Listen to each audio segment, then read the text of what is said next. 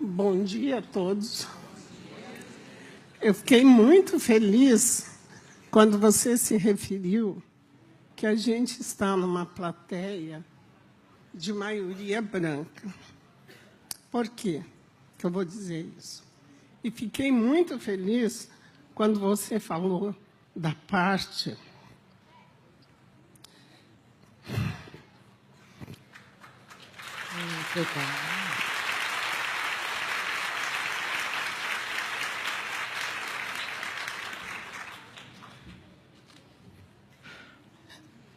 Desculpem. Quando você falou da parte da educação,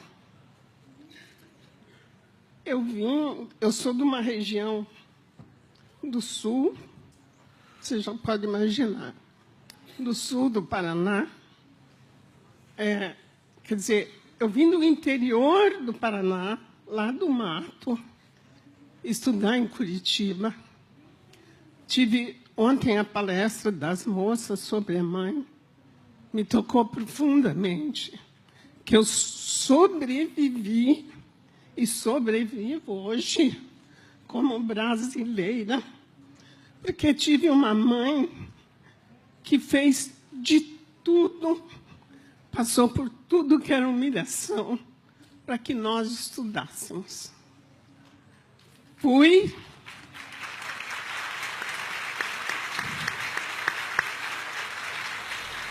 Desculpa que eu estou me estendendo, que é a grande oportunidade da minha vida que os dois e a palestra de ontem me deu para eu poder falar. Fui para um colégio interno aos 5 anos, ia completar, porque passavam as freiras, para quem é bem do interior do mato, sabe disso, que tinha um negócio da religião chamado missões.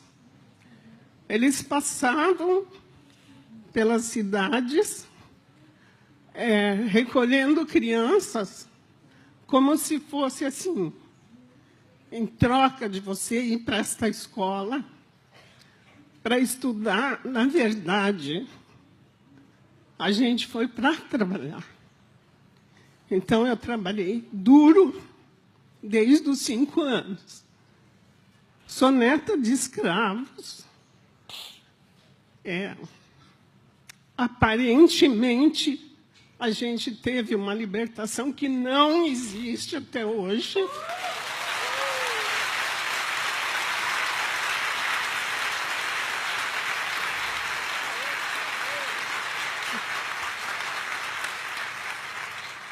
Então, vou ser bem rapidinha. Eu vou contar só uma história que marcou a minha vida. Não vou ser tão rápida assim como tem. Eu vou contar uma história que marcou a minha vida, que dos 6 anos eu senti a diferença. Amadureci aos 6 anos. Que as freiras contavam a seguinte história. Que Jesus, que eu demorei muito para aceitar o tal de Jesus, porque eu era contra tudo e contra quem acreditava também. Então, as freiras contavam a seguinte história, que Jesus, Deus, criou um lago, um rio, e mandou todos tomar banho. Assim, e se banhar na água abençoada daquele maldito rio. Tá?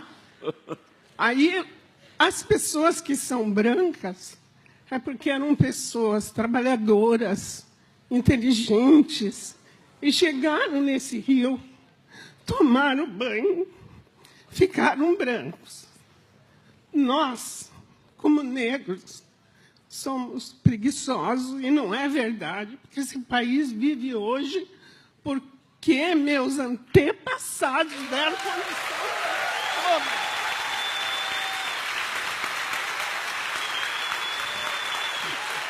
Contar.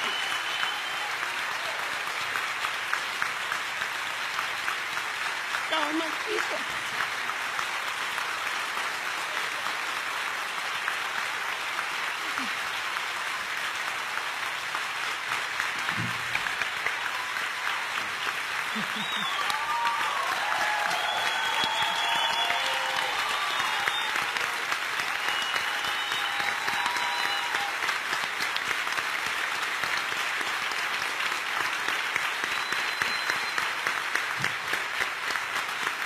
Então, nós, como negros, preguiçosos, chegamos no final, quando todos tinham tomado banho, o rio só tinha lama.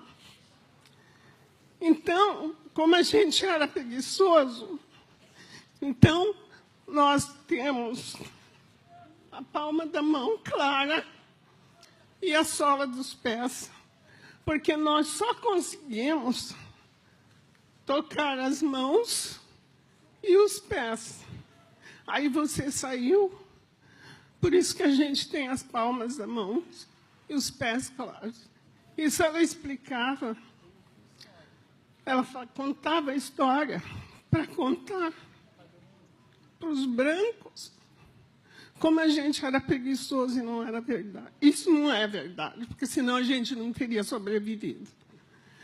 E eu sou uma sobrevivente pela educação, pela luta da minha mãe, que nunca... Eu era rebelde, eu sempre era rebelde, eu tinha até vontade de matar. Mas a minha mãe falava assim, eu falava, não vou mais para a escola, porque ela tinha que pedir caderno, lápis, lavava roupa para os outros em troca de material escolar. E daí ela dizia assim, eu falava assim, e porque eu tinha que entregar também as roupas na casa, para ajudar minha mãe. Então eu falava assim, não vou mais para a escola. Ela dizia assim para mim, com um gesto que ontem eu me lembrei da palestra das mães, o que você guarda da sua mãe? Ela falava assim, porque se ela falasse não, eu ia contra ela. Ela falava assim, olha bem para a mãe. Olhou. Eu falava, claro que eu estou olhando, porque eu era rebelde, né? Aí ela dizia assim para mim, então, olhou bem, se você quiser ser como a mãe, não vá para a escola. Eu irava com a minha rebeldia, que hoje ela está no outro plano, e eu converso muito com ela e agradeço tudo que ela fez por mim. Aí eu falava assim, igual a senhora, nunca que eu vou ser. Ela falava, só tem um jeito, vai estudar. E eu pegava meu caderninho e saía correndo para a aula, acreditando. Então, eu acho que a gente, como negro, não é querer ser vítima, porque eu não sou. Eu sou grata à minha mãe. E grata também a algumas, com raras exceções, porque quando ela falou do racismo, eu falei para a moça aqui do meu lado, eu falei, ela não está falando de Portugal. Ela está falando do Brasil nos dias de hoje. Né?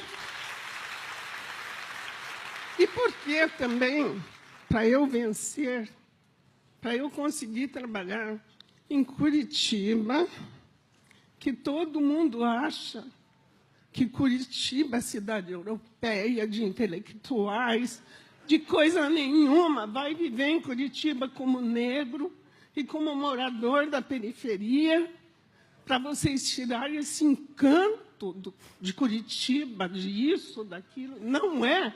Na real, não é. Não é. E é tido como uma cidade evoluída porque é europeia. Porque é uma cidade europeia. Tem as coisas boas em Curitiba. Na realidade, tem.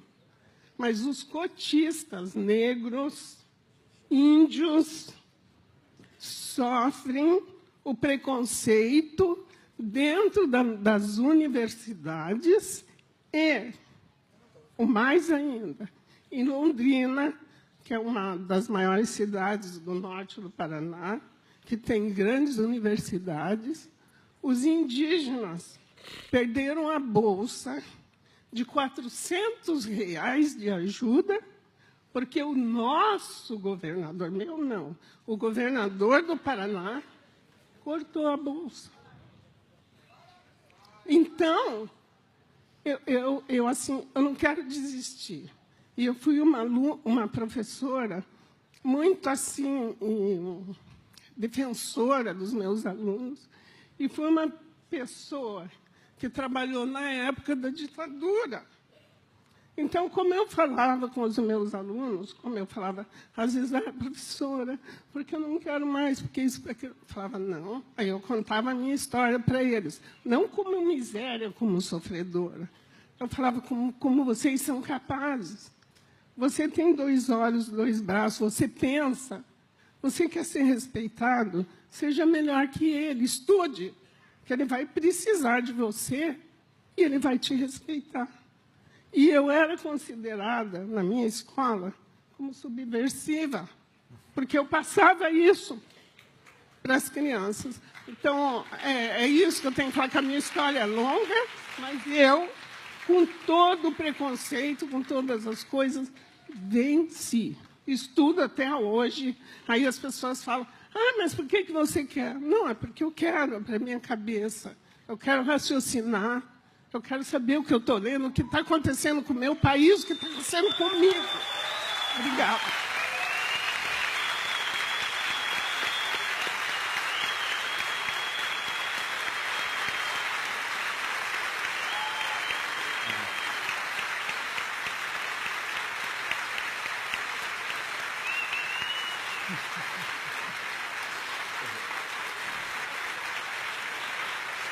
Ela está falando. Como é o nome? Professora, qual é o seu nome? Professora? Como é seu nome, professora? Diva Guimarães. A senhora quer matar a gente, dona Diva? Pelo amor de Deus. Meu coração está aqui assim, pequenininho. Obrigado pela coragem de contar a história. Que bom. E a senhora falou uma coisa muito importante que eu quero falar junto com a senhora aqui. A gente precisa fazer um pacto de investir em educação pública de qualidade. Não podem sucatear a educação brasileira. A escola pública tem que ser valorizada. O professor tem que ser valorizado.